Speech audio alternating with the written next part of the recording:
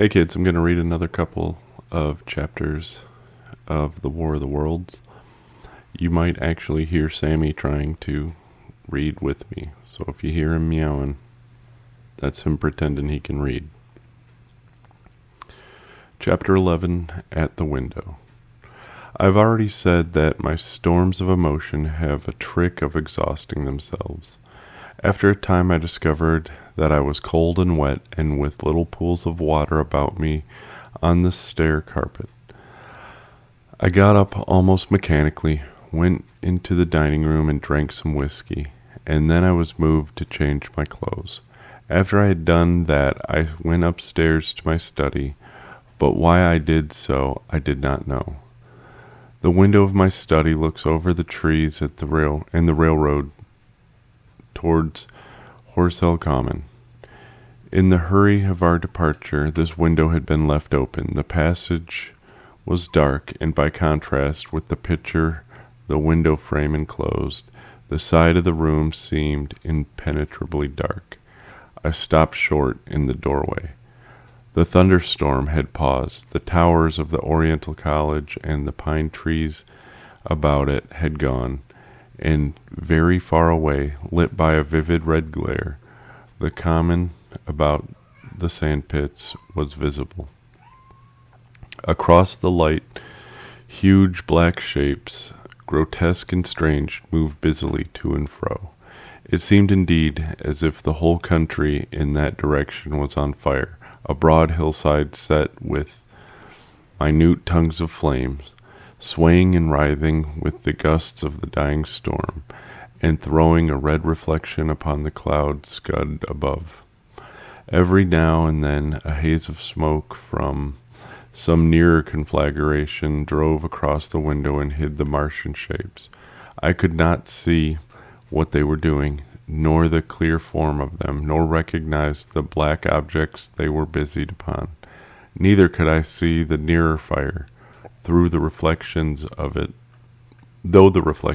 danced on the wall and ceiling of the study. A sharp, resinous tang of burning was in the air. I closed the door noiselessly and crept toward the window. As I did so, the view opened out until, on the other hand, it reached to the houses about Woking Station, and on the other to the charred and blackened pine woods of Byfleet. There was a light down below the hill, on the railway near the arch, and several of the houses along the Maybury Road and the streets near the station were glowing ruins. A light upon the railway puzzled me at first. There were a black heap and vivid glare, and to the right of that row of yellow oblongs. Then I perceived this was a wrecked train, the fore part smashed and on fire, the hinder carriages still upon the rails. Between these three main centers of light, the houses, the train, and the burning country towards Chobham, stretched irregular patches of dark country, broken here and there by intervals of dimly glowing and smoking ground. It was the strangest spectacle, that black expanse set with fire. It reminded me, more than anything else, of the potteries at night. At first I could distinguish no people at all, though I peered intently for them. Later I saw against the light of Woking Station a number of black figures hurrying one after another across the line. And this was the little world in which I had been living securely for years, this fiery chaos. What had happened in the last 7 hours I still did not know, nor did I know, though I was beginning to guess, the relation between these mechanical colossi and the sluggish lumps I had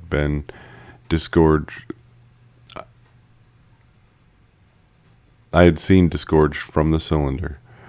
With a queer feeling of impersonal interest, I turned my desk chair to the window, sat down, and stared at the blackened country, and particularly at the three gigantic black things that were going to and fro in the glare about the sandpits.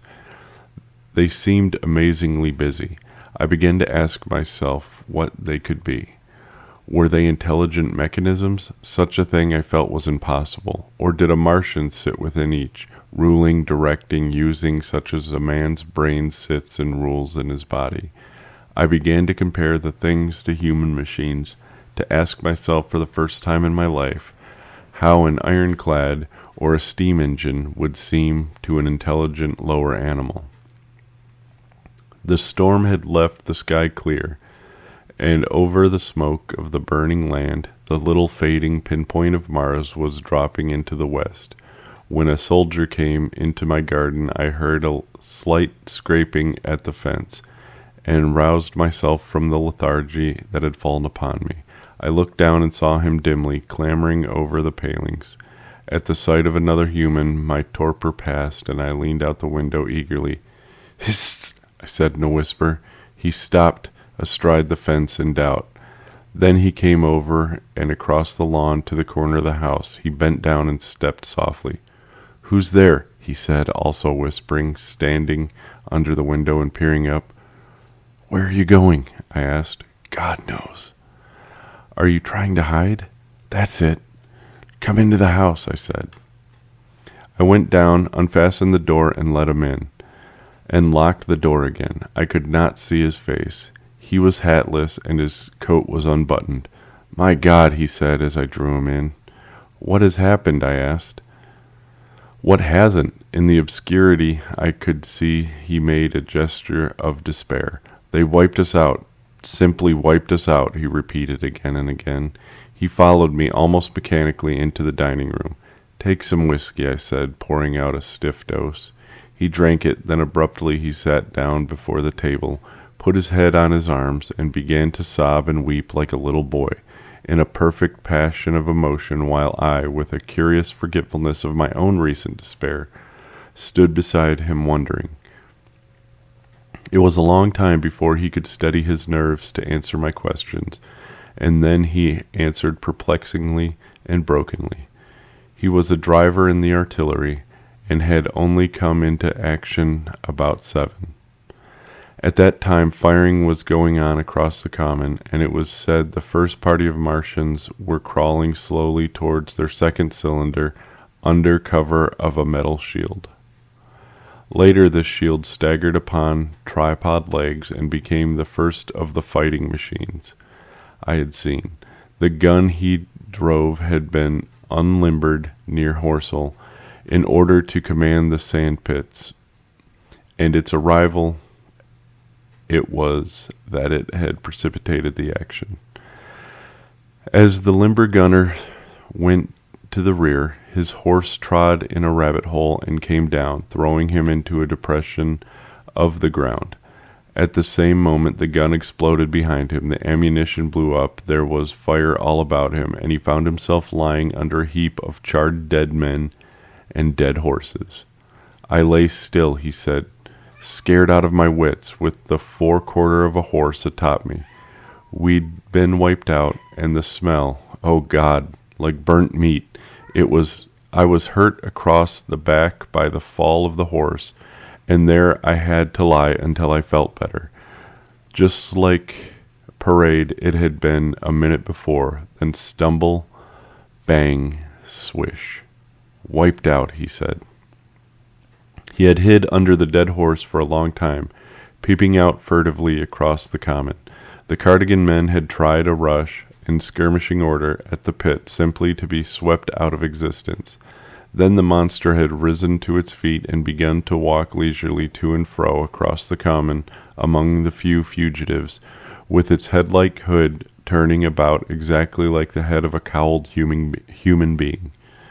A kind of arm carried a complicated metallic case, about which green flashes scintillated, and out of the funnel of this there smoked the heat ray.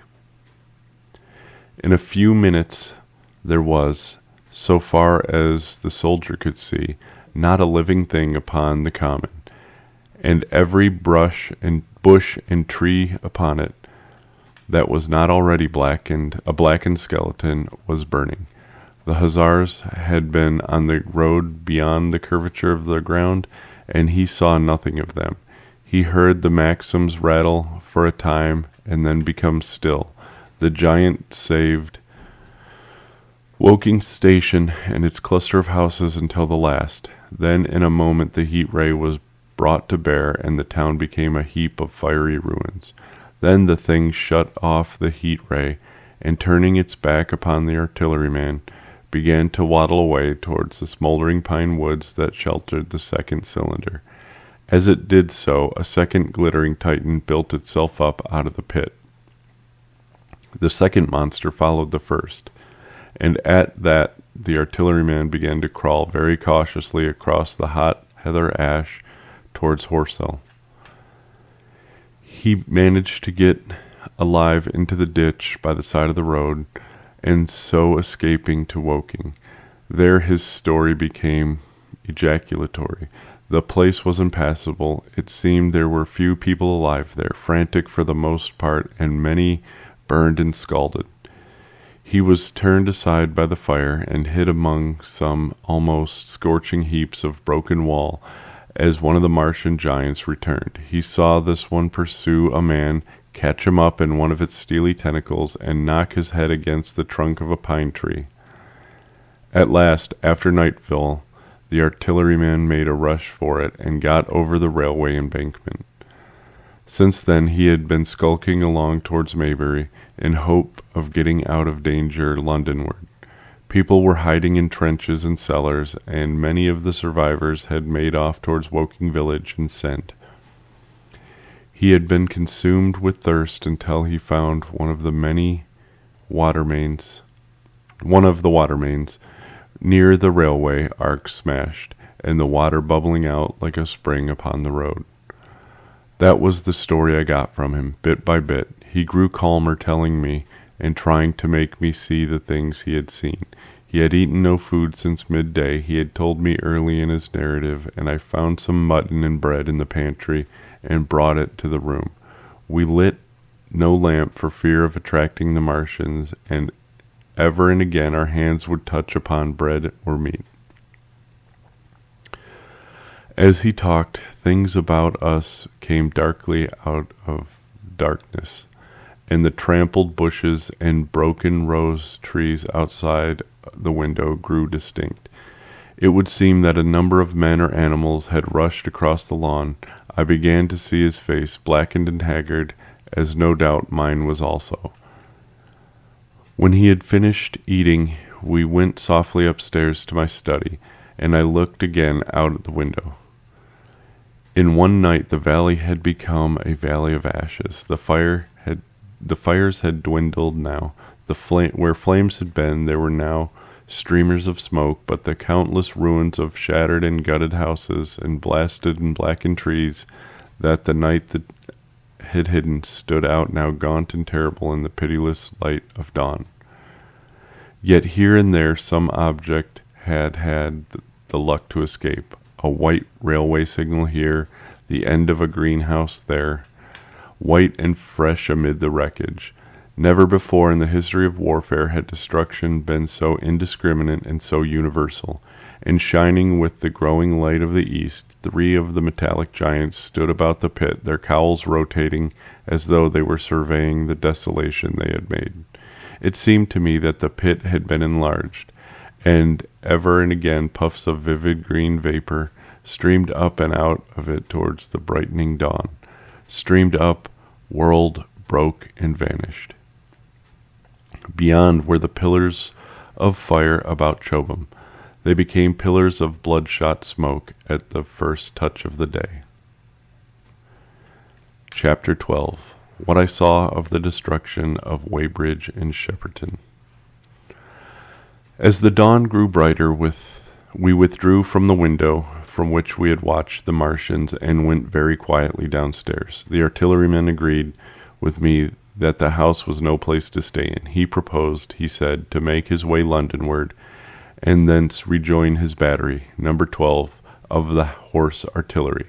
My plan was to return at once to Leatherhead and so greatly had the strength of the Martians impressed me that I had determined to take my wife to New Haven and go with her out of the country forthwith. For I already perceived clearly that the country about London must inevitably be the scene of disastrous struggle before such creatures as these could be destroyed. Between us and Leatherhead, however, lay the third cylinder, with its guarding giants. Had I been alone, I think I should have taken my chance and struck across country, but the artilleryman dissuaded me.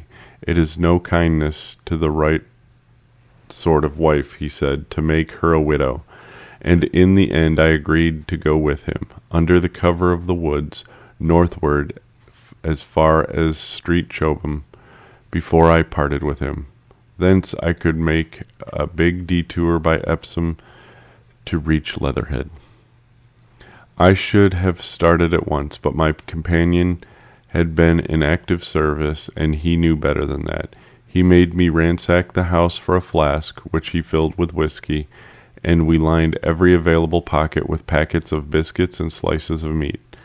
Then we crept out of the house and ran as quickly as we could down the ill-made road by which I had come overnight. The houses seemed deserted. In the road lay a group of 3 charred bodies close together, struck dead by the heat ray, and there were the things that the people had dropped: a clock, a slipper, a silver spoon, and the like poor valuables. At the corner, turning up towards the post office, a little cart filled with boxes and furniture and horseless, heeled over on a broken wheel. A cash box had been hastily smashed open and thrown under the debris. Except the lodge at the orphanage, which was still on fire, none of the houses had suffered very greatly there. The heat ray had shaved the chimney tops and passed, yet, save ourselves, there did not seem to be a living soul on Maybury Hill. The majority of the inhabitants had escaped, I suppose, by way of Old Woking Road, the road I had taken and when I drove to Leatherhead, or they had hidden. We went down the lane by the body of the man in black, sodden now from overnight hail, and broke into the woods at the foot of the hill. We pushed through these towards the railway without meeting a soul. The woods across the line were but scarred and blackened ruins of woods. For the most part, the trees had fallen, but a certain proportion still stood, dismal gray stems with dark brown foliage instead of green. On our side, the fire had done no more than scorch the nearer trees. It had failed to secure its footing. In one place, the woodsmen had been at work on Saturday, trees felled and freshly trimmed, laying in a clearing with heaps of sawdust by the sawing machine and its engine. Hard by was a temporary hut, deserted. There was not a breath of wind this morning, and everything was strangely still. Even the birds were hushed, and as we hurried along, I and the artilleryman talked in whispers and looked now and again over our shoulders. Once or twice we stopped to listen. After a time we drew near the road, and as we did so we heard the clatter of hoofs and saw through the trees 3 cavalry soldiers riding slowly towards Woking. We hailed them, and they halted while we hurried towards them. It was a lieutenant and a couple of privates of the 8th Hussars, with a stand like a theodolite, which the artilleryman told me was a heliograph. "You are the first men I've seen coming this way this morning," said the lieutenant. "What's brewing?" His voice and face were eager. The men behind him stared curiously. The artilleryman jumped down the bank into the road and saluted. "Gun destroyed last night, sir. Have been hiding. Trying to rejoin the battery, sir. You'll come in sight of the Martians, I expect, about a half-mile along this road." "What the dickens are they like?" asked the lieutenant. "Giants in armor, sir. 100 feet high, 3 legs and a body like aluminum, with a great mighty head in a hood, sir." "Get out," said the lieutenant. "What confounded nonsense." "You'll see, sir. They carry a kind of box, sir, that shoots fire and strikes you dead." "What do you mean, a gun?" "No, sir," the artilleryman said in a vivid account of the heat ray. Halfway through, the lieutenant interrupted him and looked up at me. I was still standing on the bank by the side of the road. "It's perfectly true," I said. "Well," said the lieutenant, "I suppose it's my business to see it too. Look here," to the artilleryman. "We're detailed here clearing people out of their houses. You'd better go along and report yourself to the Brigadier General Marvin and tell him all you know. He's at Weybridge. Know the way?"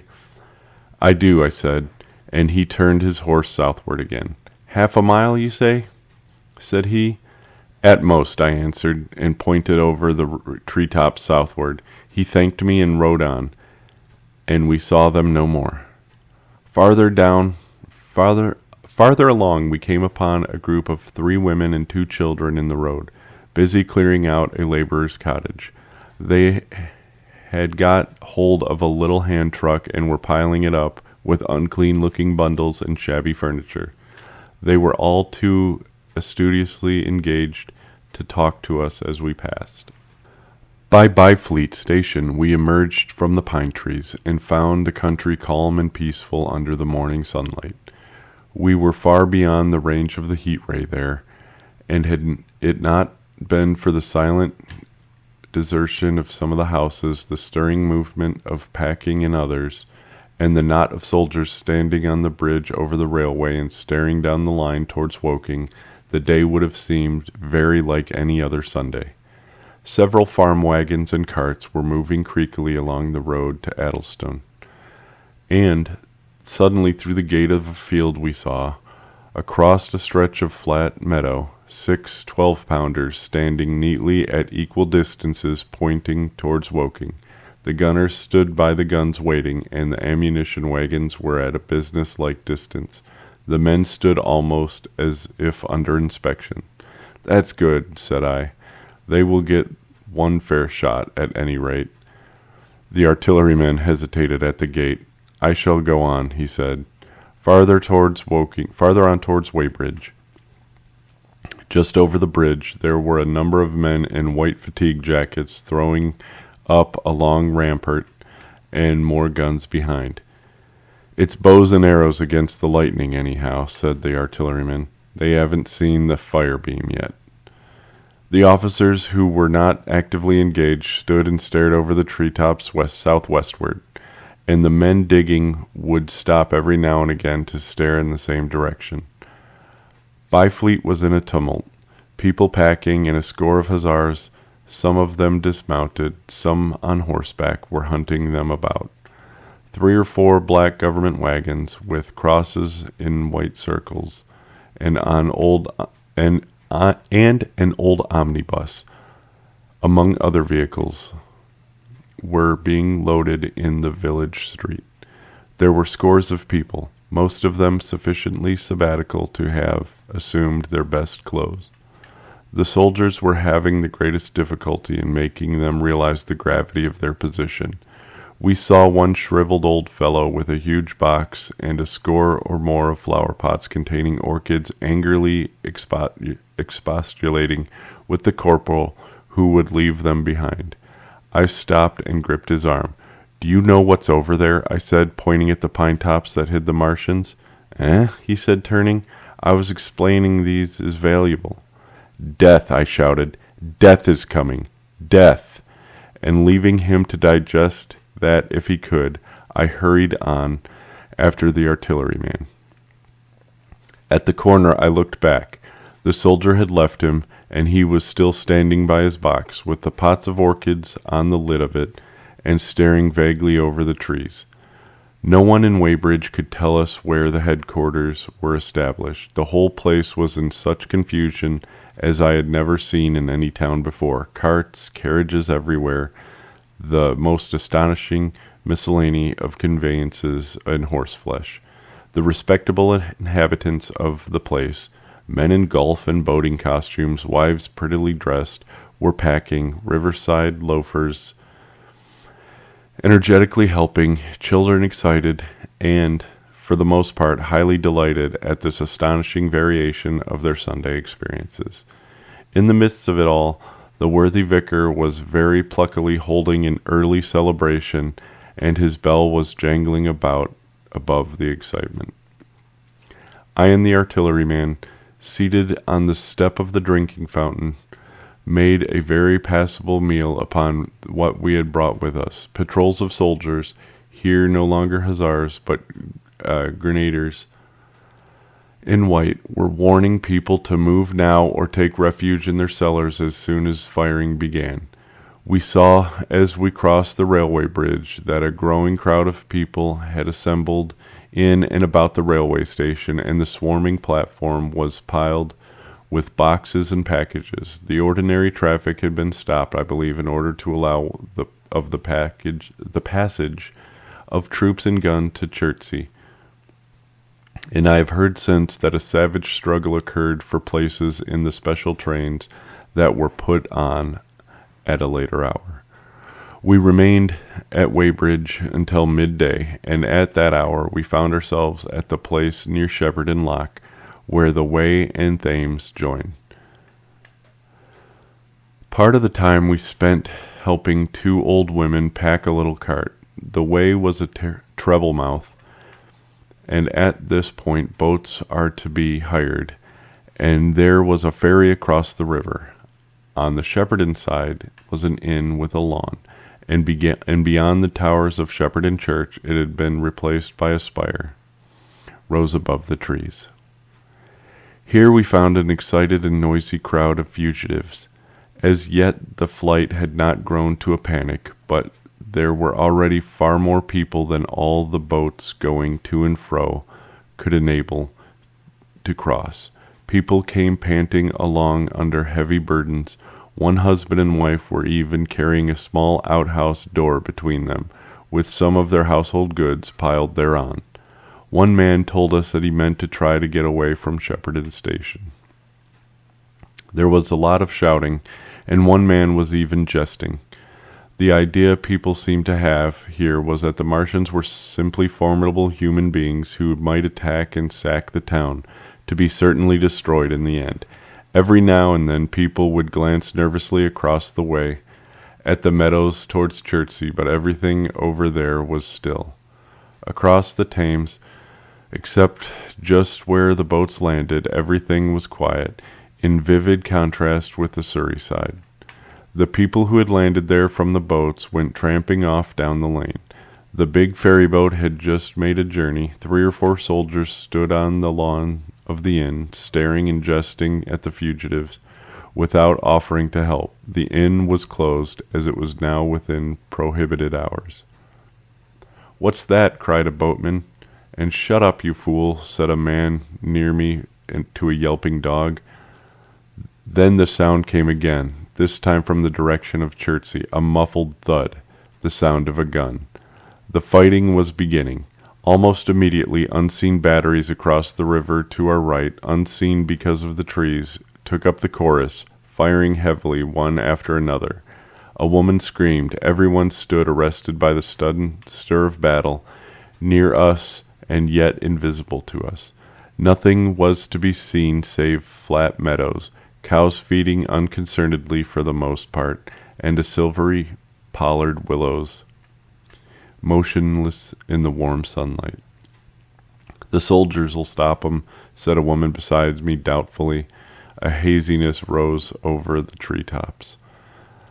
Then suddenly we saw a rush of smoke far away up the river, and a puff of smoke that jerked up and hung into the air and hung. And forthwith the ground heaved underfoot, and a heavy explosion shook the air, smashing 2 or 3 windows in the houses near, and leaving us astonished. "Here they are," shouted a man in a blue jersey. "Yonder, do you see 'em? Yonder!" Quickly, one after another, 1, 2, 3, 4 of the armored Martians appear, far away over the little trees, across the flat meadows that stretched towards Chertsey, and striding hurriedly towards the river. Little cowled creatures they seemed at first, going with a rolling motion and as fast as flying birds. Then advancing obliquely towards us came a fifth. Their armored bodies glittered in the sun as they swept swiftly forward upon the guns, growing rapidly larger as they drew near. One on the extreme left, the remotest that is, flourished a huge case high in the air, and the ghostly, terrible heat ray I had already seen on Friday night smote towards Chertsey and struck the town. At the sight of these strange, swift, and terrible creatures, the crowd near the water's edge seemed to me to be, for a moment, horror-struck. There was no screaming or shouting, but a silence. Then a hoarse murmur and a movement of feet, a splashing from the water. A man, too frightened to drop the portmanteau he carried on his shoulder, swung around and sent me staggering with a blow from the corner of his burden. A woman thrust at me with her hand and rushed past me. I turned with the rush of people, but I was too terrified for thought. The terrible heat ray was in my mind. To get under water. That was it. Get under water, I shouted, unheeded. I faced about again, and rushing toward the approaching Martian, rushed right down to the gravelly beach and headlong into the waters. Others did the same. A boatload of people, putting back, came leaping out as I rushed past. The stones under my feet were muddy and slippery, and the river was so low that I ran perhaps 20 feet, scarcely waist deep. Then, as the Martian towered overhead scarcely a couple of 100 yards away, I flung myself forward under the surface. The splashes of the people in the boats leaping into the river sounded like thunderclaps in my ears. People were landing hastily on both sides of the river, but the Martian machine took no more notice for the moment of the people running this way and that than a man would the confusion of ants in a nest against which his foot is kicked.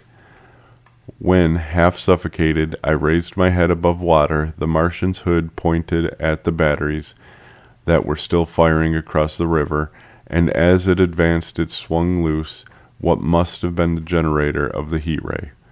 In another moment it was on the bank and in a stride wading halfway across, the knees of its foremost legs bent at the farther bank, and in another moment it had raised itself to a full height again, close to the village of Shepperton.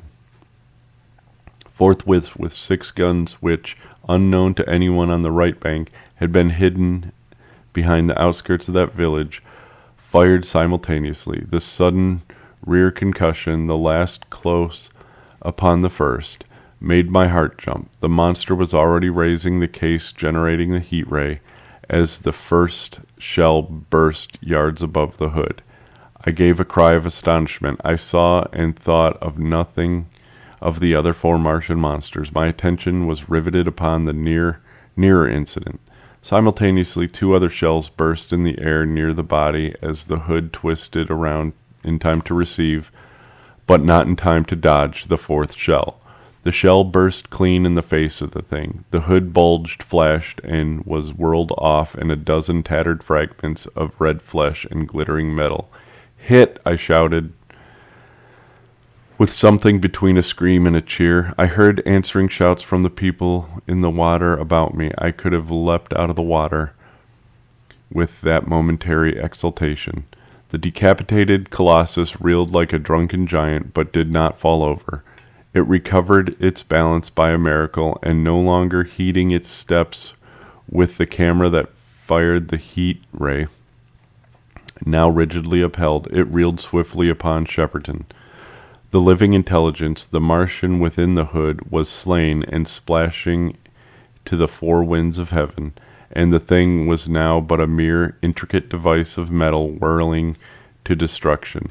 It drove along in a straight line, incapable of guidance. It struck the tower of Shepperton Church, smashing it down as an impact of a battering ram might have done, swerved aside, blundered, and collapsed with tremendous force into the river out of my sight.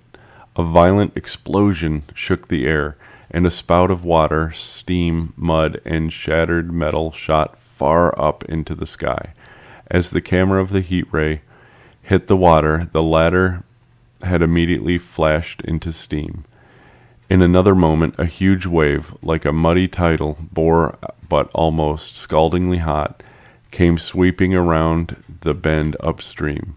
I saw people struggling shoreward and heard their screaming and shouting faintly above the seething and roar of the Martian's collapse. For a moment I heeded nothing of the heat. I forgot the patent need for self-preservation.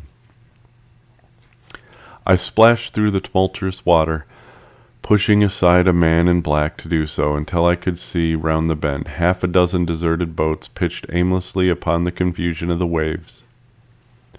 The fallen Martian came into sight downstream, lying across the river and for the most part submerged.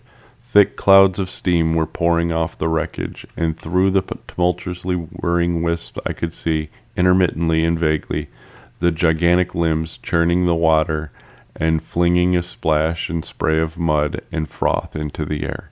The tentacles swayed and struck like living arms, and save for the helpless purposelessness of the movements, it was as if some wounded thing were struggling for its life amid the waves. Enormous quantities of a ruddy brown fluid were spurting up in noisy jets out of the machine. My attention was diverted from this death flurry by a furious yelling, like that of the thing called a siren in our manufacturing towns. A man, knee-deep near the towering path, shouted inaudibly to me and pointed. Looking back, I saw the other Martians advancing with gigantic strides down the river bank from the direction of Chertsey. The Shepperton guns spoke this time unavailingly. At that I ducked at once underwater, and holding my breath until movement was an agony, blundered painfully ahead under the surface as long as I could. The water was in tumult about me and rapidly growing hotter. When for a moment I raised my head to take a breath and throw the hair and water from my eyes, the steam was rising in a whirling white fog that at first hid the Martians altogether. The noise was deafening. Then I saw them dimly, colossal figures of gray magnified by the mist. They had passed by me, and two were stooping over the frothing, tumultuous ruins of their comrade. The third and fourth stood beside him in the water, one perhaps 200 yards from me, the other towards Laleham. The generators of the heat rays waved high, and the hissing beams smote down this way and that. The air was full of sound, a deafening and confusing conflict of noises. The clangorous din of the Martians, the crash of falling houses, the thud of the trees, fences, sheds flashing into flame, and the crackling of the roaring fire. Dense black smoke was leaping up to mingle with the steam from the river, and as the heat ray went to and fro over Weybridge, its impact was marked by flashes of incandescent white that gave place at once to a smoky dance of lurid flames. The nearer houses still stood intact, awaiting their fate, shadowy, faint and pallid in the steam, with the fire behind them going to and fro. For a moment, perhaps I stood there, breast high in the almost boiling water, dumbfounded at my position, hopeless of escape.